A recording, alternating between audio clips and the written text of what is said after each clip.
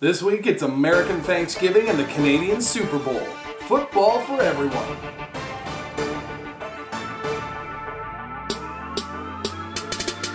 Oh hi, it's your old pal Dalby back for week number 12 in the NFL, plus just a little bit of CFL for you this week. And remember, after you're done watching the video, hit the links down in the description below so that you can find all the game lists, all the point spreads, everything that you need to put your ticket together to play along at home. How, in a world where logic and reason are a thing that exist, did New York beat Kansas City last week? And how, in that same world, did 6 people predict it was going to happen? Okay, 5 people, because one dude from Saskatoon who was a pools winner has already said that he accidentally ticked that box. Lucky for him, that mistake gave him a perfect ticket. As that streak continues, 6 people had perfect pools tickets on Sports Select this week, and each one of them gets $37,000. So now you know why I always make sure to include pools picks in this video. Now, I didn't win 37 grand last week, but I did nail some picks in the video and on my overall score. From the video, I was 1-2 on the point spread because Denver is worse than even I could have ever imagined, and because Detroit somehow blew the cover late in the game against Chicago. That said, I did finish straight up 7-2 from last week's video and added another 5 perfect picks in my overall score to go 12-2 for the week. Where do those 5 picks come from? Well, they come from my Instagram and my Twitter, where I put out my picks for every single game. Thursdays, Sundays, Mondays, if there's NFL action, I'm giving you my picks on Twitter and on Instagram. So make sure you're following me everywhere to get maximum information. On the season, I'm 108-52. Puts me in the top 3 among all the experts at NFLPickWatch.com. But that said, I didn't win no 37 grand, so let's make some more picks. The story in Jacksonville through the first 6 weeks of the season was that they couldn't win or lose 2 in a row, trading wins back and forth until they landed at 3-3. Well, after that 3-3 start, they've now won 4 in a row. And they're looking like more and more of a credible playoff threat behind a defense that leads the league in almost every category. Seriously, Jacksonville is 3rd overall in the AFC right now.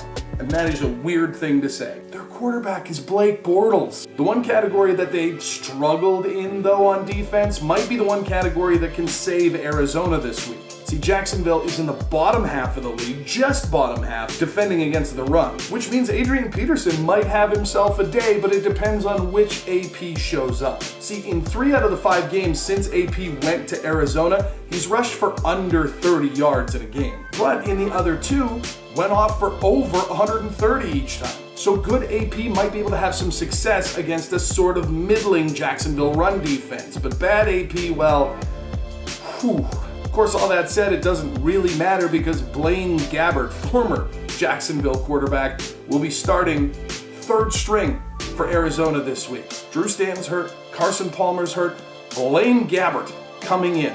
Yeah, Arizona's screwed. Give up the 4.5, take Jacksonville. Back in week 6, Indianapolis ran out to a 10-point lead over Tennessee. That lasted for a couple minutes. Tennessee won that game by 14 points. So now we have to ask ourselves, what is the real team on each side of this football? Was it the Indianapolis team that got out to this huge lead early in the game and then faded late? Or was it a slow starting Tennessee that found their stride and came back afterwards to win by 2 scores? I think the answer to that question and the proof for who we should be picking in this game comes in the games that have been played since week 6. Tennessee went on a 4-game win streak, including that win against Indianapolis, before they did get throttled against Pittsburgh last week. Indy beat what's left of Houston after the Deshaun Watson injury, and that's about it. They gave Pittsburgh a run, but they lost nonetheless. I'm still not convinced that Tennessee is playoff bound. I'm not even really sure that they've had a game yet that you could point and say, oh yeah, that's actually a really good team, but they're better than Indy. Neither of these teams is going to the playoffs, with Jacksonville at the top of the division right now, but Tennessee's more than capable of winning the game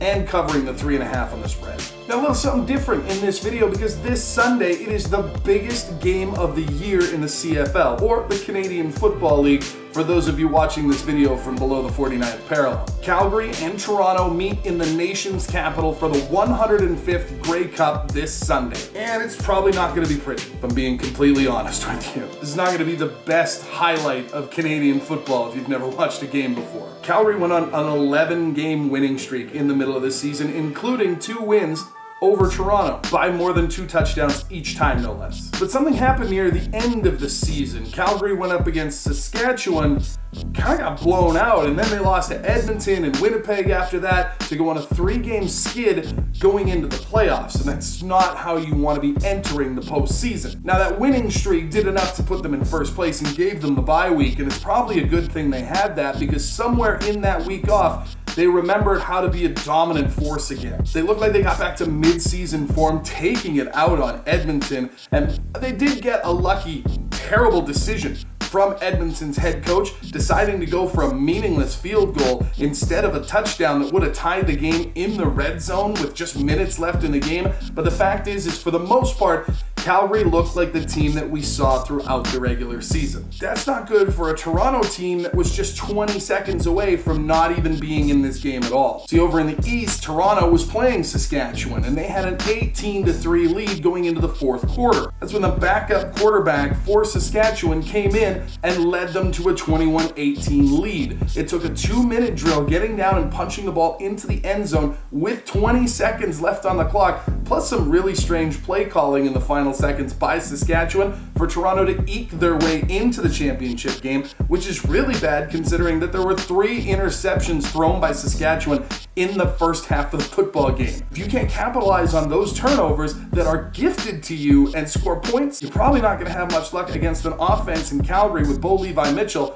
that's not going to hand you the ball like that. Bo Levi is arguably one of the best quarterbacks in the CFL right now, and I think that he is going to be able to make short work of Toronto's defense. They have some weapons on offense, including a CFL legend in Ricky Ray, but I just don't think Toronto's going to be able to keep up if this one goes to a high-scoring game. Giving up 7.5 points on the point spread in a championship game sounds risky, but in this case, I feel like this just shows the disparity between the East and the West in the CFL. Had Edmonton or Winnipeg, the other 2 Western qualifying teams, made it to the Grey Cup, I feel like the odds against Toronto would be very similar. Get yourself some Calgary on your tickets, even giving up 7.5 this week. Bye weeks are done in the NFL, if we can go back down south for a second, but with Yankee Thanksgiving and 3 games on Thursday, it means we still have a small pool to pick from in pools with just 13 games, so as always, every single pick's gotta count. I'm gonna take all of the AFC North at home this week, with the exception of Cleveland, of course, because they would lose in the Grey Cup game in the CFL. Plus, I'm going to take the freebie that is New England this week. They're also at home. And on the road, I'm going to take Seattle and Carolina. That's going to get you a good head start. If you want more, again, follow me on Instagram and Twitter, where I pick every single game of the week in the NFL. But I also want to know,